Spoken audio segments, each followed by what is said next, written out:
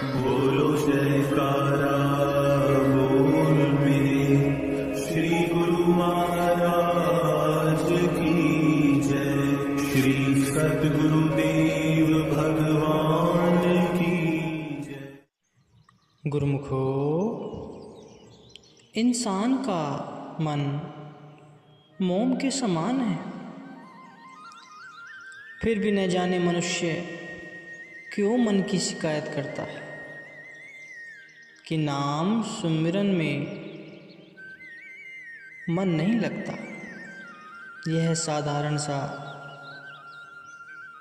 दृष्टांत कितने गूढ़ रहस्य को लिए हुए है कि मोम को पिघलाकर उसे किसी भी प्रकार में ढाला जा सकता है। चाहे तो उसे दीपक में भरकर दीपक का आकार बना लो, चाहे गिलास में डालकर उसे गिलास का आकार बना लो, चाहे उसी पिघले हुए मोम को बूंद बूंद करके मिट्टी में मिला दो। यह मनुष्य का निर्भर है, यह मनुष्य पर ही निर्भर है कि जैसा चाहे मोम की शक्ल बना दे। इसी प्रकार मन भी मोम की न्यायी है।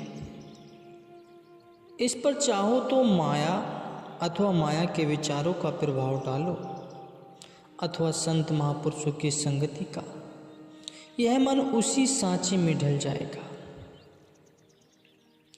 यदि इस मन पर मायावी विचारों का प्रभाव पड़ गया तो यह जीव 84 लाख योनियों में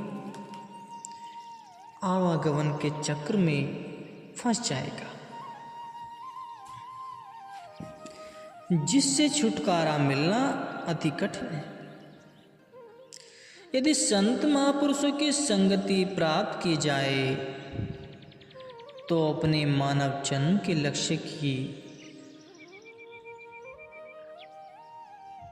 प्राप्ति करने में सफल होगा।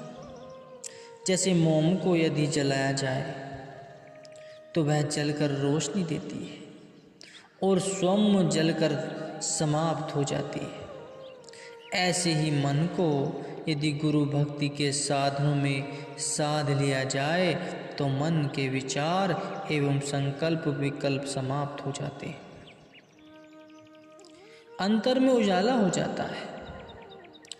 तो क्यों न गुरु भक्ति के संस्कार इस मन पर डाले जाएं, जिससे जीव को जन्मांतरों तक 84 की यातना न झेलनी पड़े। समय अनुसार कई बातों में परिवर्तन होता रहता है। सर्वसाधारण का कथन है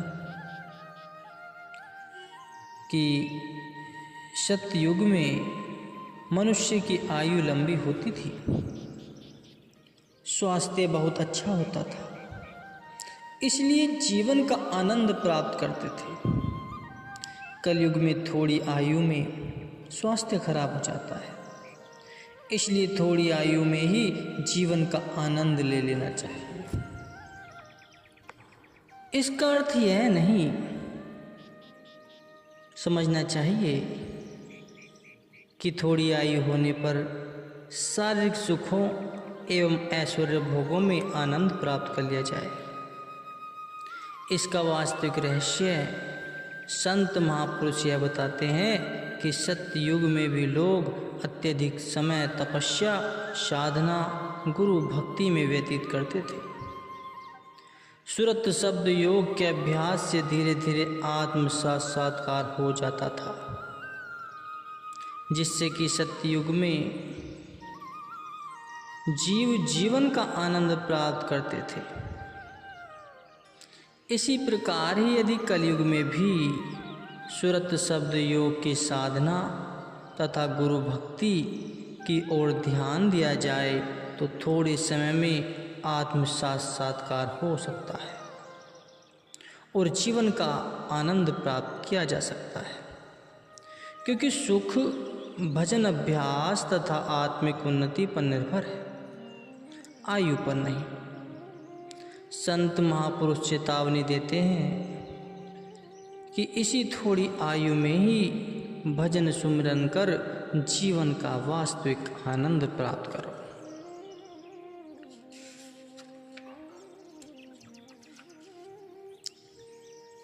एक दिन श्री गुरु महाराज जी द्वारा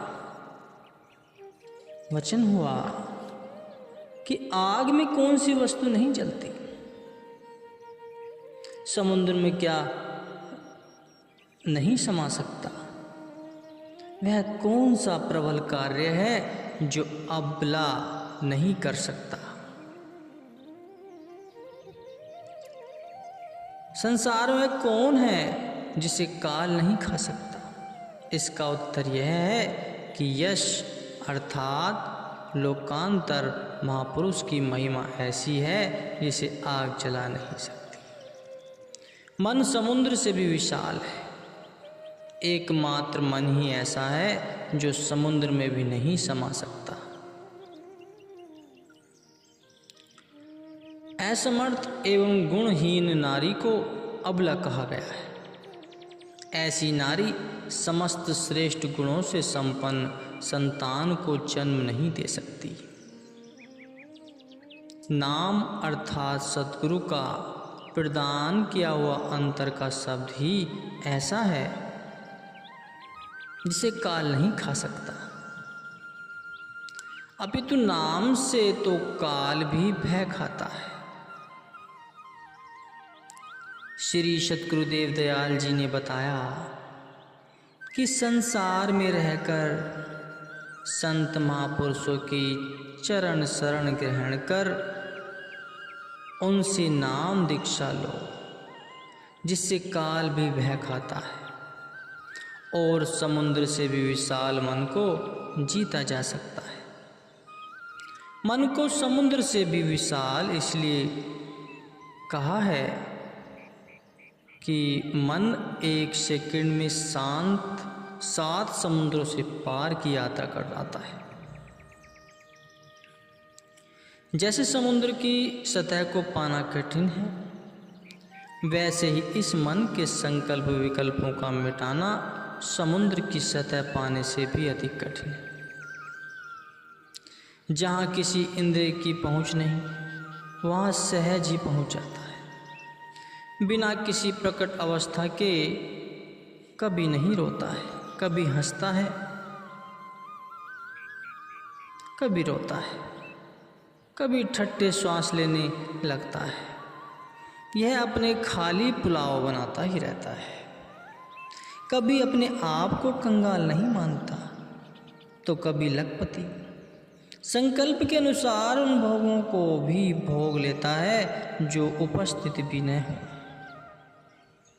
एक सेकंड में 7 समुद्र पार की तथा ब्रह्मांड की सैर कराता है।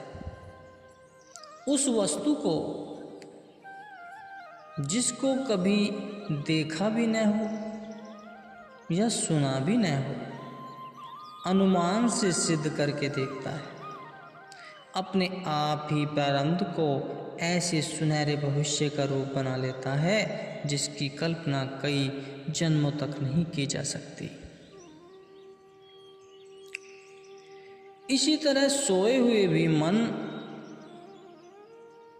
अपना काम करता है। शरीर तो सोया रहता है, परंतु मन स्वप्न अवस्था में भी देश देशांतरों की सैर करता है। इससे प्रकट हुआ कि यह मन अत्यधिक बलवान है।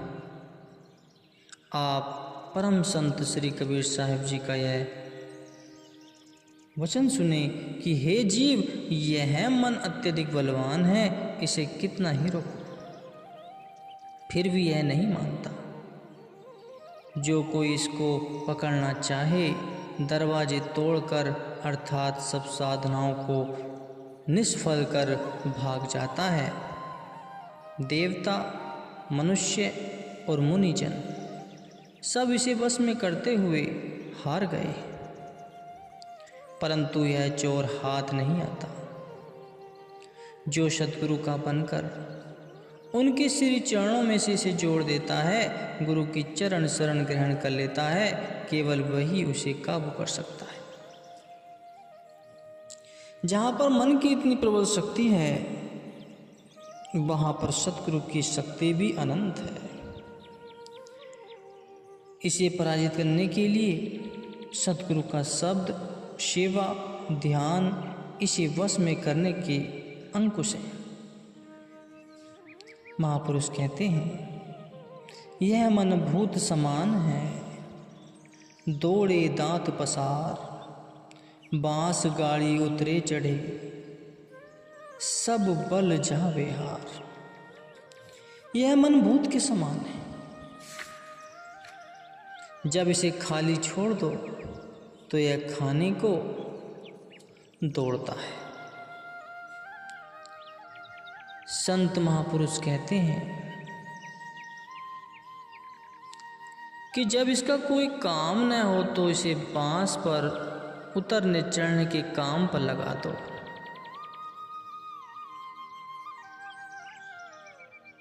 तो उसकी शक्ति समाप्त हो जाएगी। अतः हर समय सतगुरु के शब्द में मन को लगाए रखना चाहिए, ताकि लक्ष्य को प्राप्त कर सके। यह बांस अजपा जाप का संकेत है। श्री सतगुरुदेव महाराज ही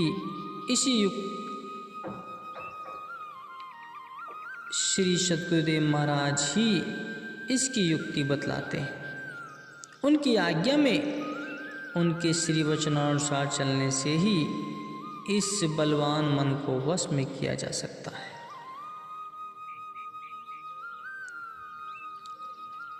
गुरुमुखो, श्री गुरु महाराज जी के वचनों पर चलते हुए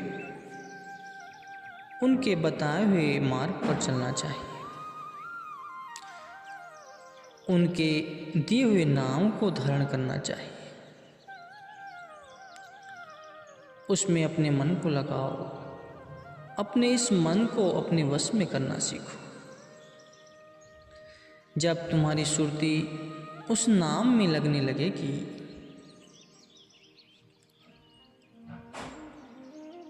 तो मन अपने आप में बस में आने लगेगा। इस मायावी संसार से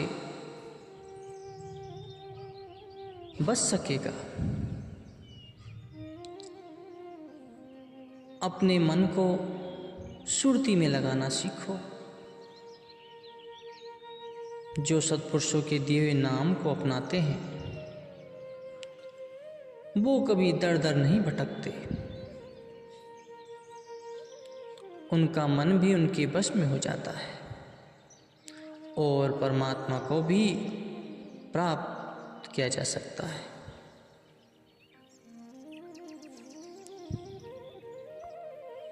और इसी नाम के द्वारा ही अपने इस जीवन को सफल किया जा सकता है। गुरुमुखो।